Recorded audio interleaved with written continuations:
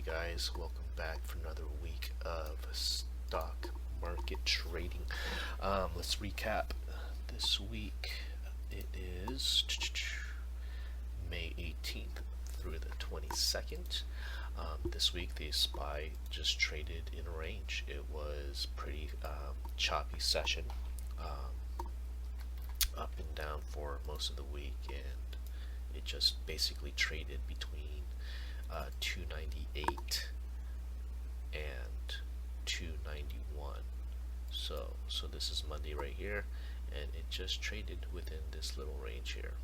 Okay, so if you went long or short, the SPY, you basically just got chopped around and lost some money, right? So this week, well, actually, let's go back a little bit farther. Let's go 30 days. So it's still an even bigger chop, right? Sideways chop from between 280 and 294. Last week I said that, if we're trading in this range and it ends up higher at the end of the week, then the market's telling you that it wants to go up, right? And I said that if it was trading at the bottom of this range and it stayed below, the market wants to go down. Well, okay, so this week the market chopped around, right, for the past month, broke above the range, and it chopped around here and it stayed up there. So the market is telling you that it wants to continue higher. Okay, it just wants to trend higher, slowly but surely.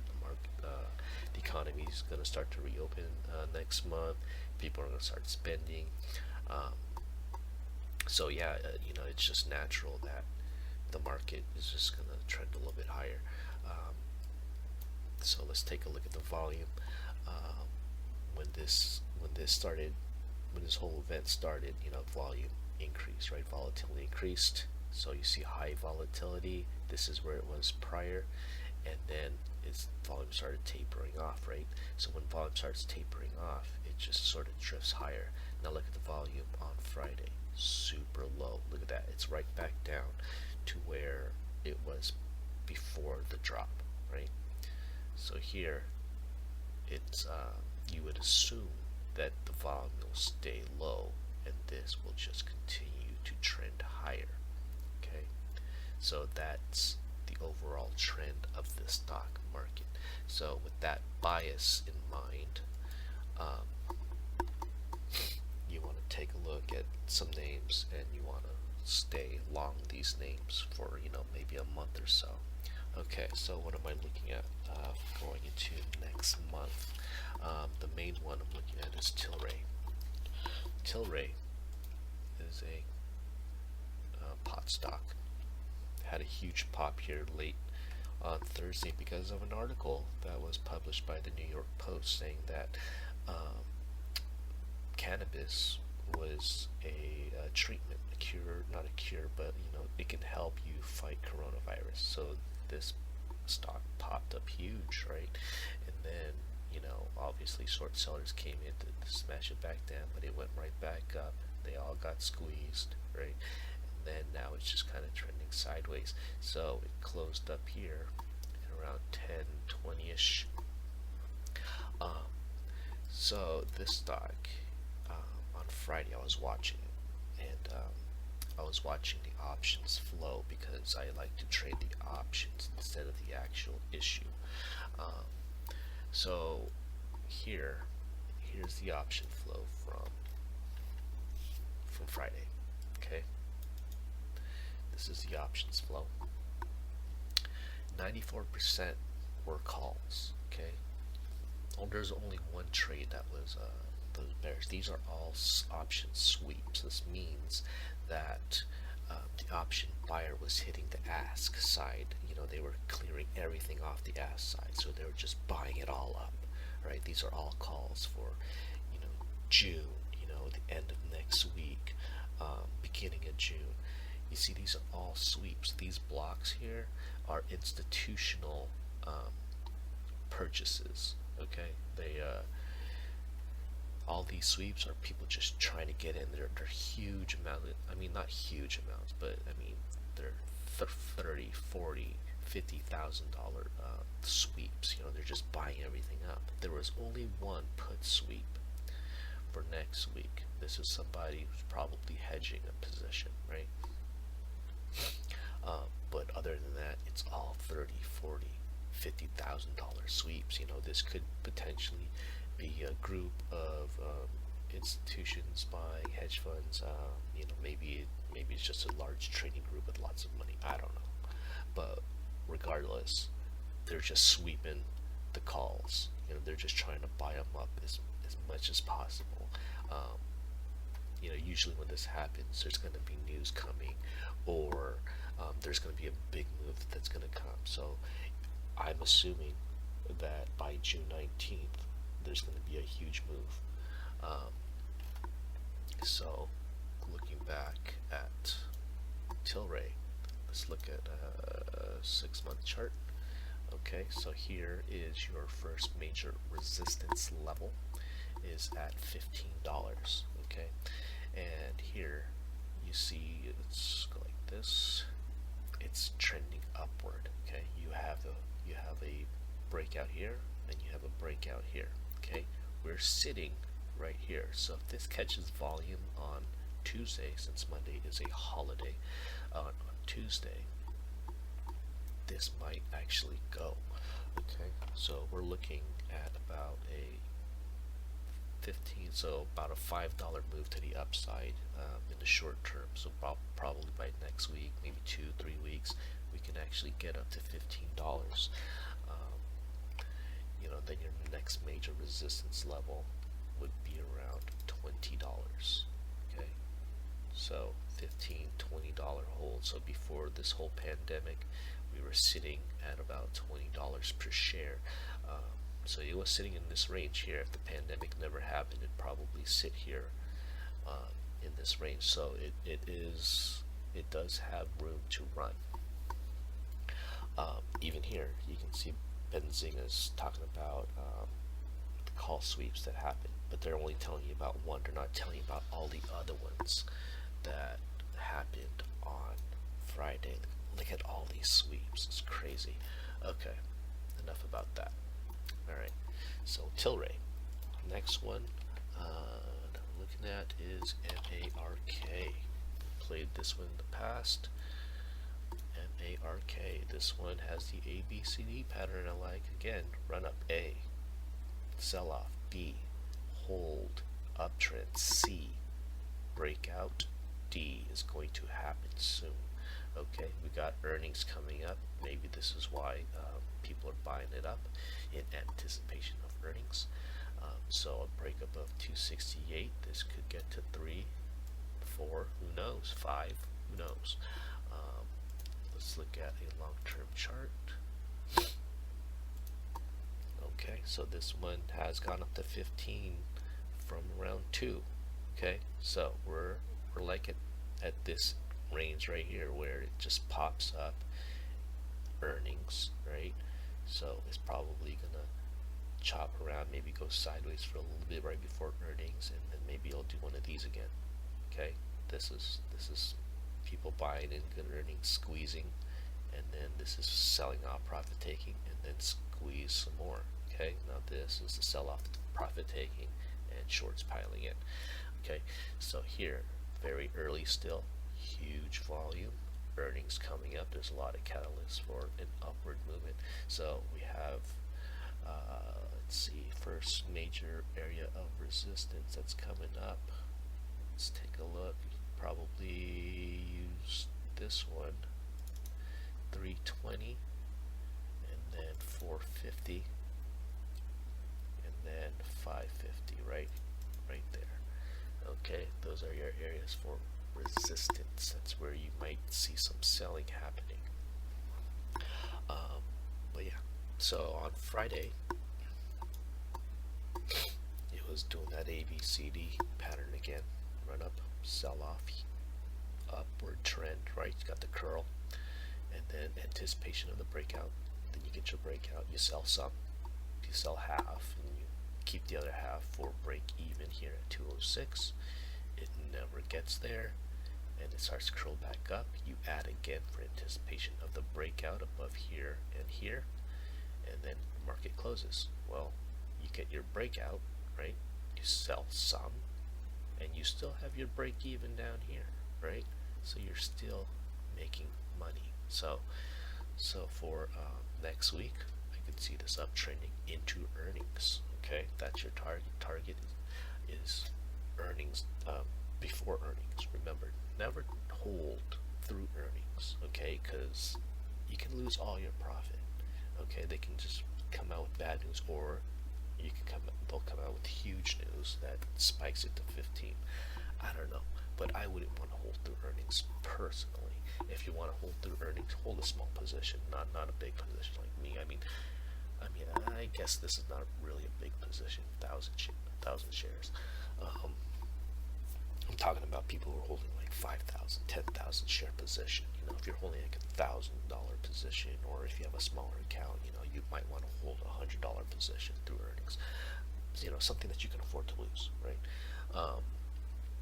But for me, I will most likely get rid of it before earnings, because I've been burned by earnings so many times that I don't trust. I'd rather buy after earnings, where there's good news, and then you get the profit taking, and then you purchase the stock again after the ABC pattern shows up, right? Let's take a look at this, for example. This could be like after earnings, huge news pops up, okay, profit taking, sell off, then you buy it on the curl back up for the breakout. That's all you need to do. Don't gamble with, don't guess, basically, in the stock market. Okay, because earnings, you got a 50-50 chance. That's not a good bet. You want a 75-25% chance of winning. Okay, earnings is always like a 50-50 chance of winning. But yeah, so hopefully before earnings, maybe this will get to $4 or $5. Who knows? Maybe it'll go to 15 before earnings because people are that excited. I don't know. But anyway, what else are we looking at here for next? Let's talk about the SPY again. I'm not looking at anything else. I'm just sticking to 1 to 2 names, because I find that when you overtrade, you're having to deal with too many positions, and you got to keep track of these, and then you kind of lose sight, and you end up losing money because you didn't sell when you had to. Blah blah blah. So the SPY again. Here I actually, the bias is up, right? Because the way it's been, the way the market has ended this week. However, when I was watching the SPY last week, the put flow was a lot bigger than the call flow. There was a lot of purchases, put positions being placed in June and the end of May. So, even though the SPY is going to trend higher, I think there's going to be a sell-off. There's going to be a big sell-off come end of May because traders are exiting their positions. I was seeing a lot of puts being purchased, for June, for the end of May, and so maybe this is just protection being placed. I'm seeing a ton of. You get your 315 strike calls, also being bought up, right? But I'm seeing a lot more puts. Look at this, tons of puts. Look at this, $840,000 sweep for end of mid-July, 285 puts. You have 250,000 for August. Maybe these are people are anticipating a second wave or whatever. So this guy had puts for 295. It closed around 295. Maybe this is a closing position. I don't know. But again, sweepers for next Friday. Look at this, sweepers. Look at all this red. Look at all this red. Okay. So even though the SPY, let me closes over here. Even though the SPY trend is saying that it wants to go higher, we'll probably get one of these, maybe chop around again. Maybe it'll come back down to here. I don't know, but you would expect on Tuesday, after everyone comes back from a 3-day weekend, that it shoots up and then it sells off back down to maybe 290 or maybe down to 280, and then it turns back up again. That's my prediction for next week, that we continue to chop sideways. I think, let's see here, let's take a look. Yeah, so I can see it breaking above 300 and then an immediate sell-off afterwards, because the last time it broke above 300, I think this was like 2018, it went above 300 and then it sold off. Let me take a look here. Last time it broke 300, yeah, here it is. So when it broke 300, let's take a look here. This is a monthly chart, weekly chart, sorry. So it broke above 300 and then it sold off back down to like below 285 and then it went back up. So I'm expecting another move like this to happen end of May. So break above and then sell off, and then this would be June and then turn back up. Okay, so maybe that's what they're expecting mid-June. So this last week of May, first week of June, second week of June, third week of June, and then start curling back up. Okay, that's pretty much it for this week. There was a good trade in NDM that I had. Let's go. And NDM was the big trade of the week. I made a video on this midweek. I don't know if you guys saw it, but I texted a few people at around 140, 150, and then it just kept going, did the ABCD thing. Bought at the close, and then it kept going, and I sold it near the top. I sold it right about here, 570, right here. And then the next morning it tanked because they said they are doing a offering of $2 a share, and then this is people buying the dip, the AM dip.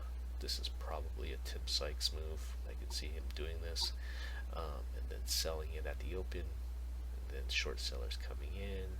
It held, it's holding, and this could be primed for another squeeze up again.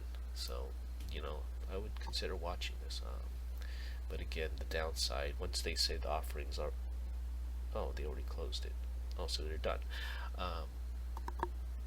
So this has another potential to keep moving if they have another press release or whatever. Otherwise, the news is done, and then this will just slowly fade back off, back down to 75 cents. But again, we don't know. You just want to wait for the pattern to show. If it has a spike, a sell-off, and it curls back up, take it. Okay, that's pretty much it. I know a couple of you guys wanted to be included in my emails. Just shoot me an email. My email is spytrader79@gmail.com, and I'll go ahead and add you to my weekly email list. Again, that's spytrader79@gmail.com. Alright, I got a Discord up, but I haven't invited anybody to it yet because I'm trying to set everything up. In that, I will, I'm going to try to just do maybe a few trades a week. Not wanting to day trade, because honestly, I'm a worse day trader than I am a swing trader or long-term investor. Because typically when I make a call, I'm always right, but I'm too early, and I'm wrong early, but I end up being right in the mid to long term, like Peloton. I told a friend about this when it was at 25.30.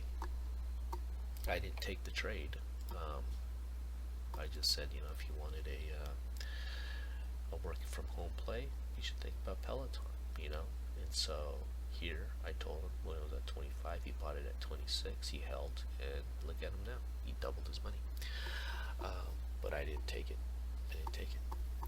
I should follow my advice sometimes. But anyway, I'll see you guys next week, and that's it for now.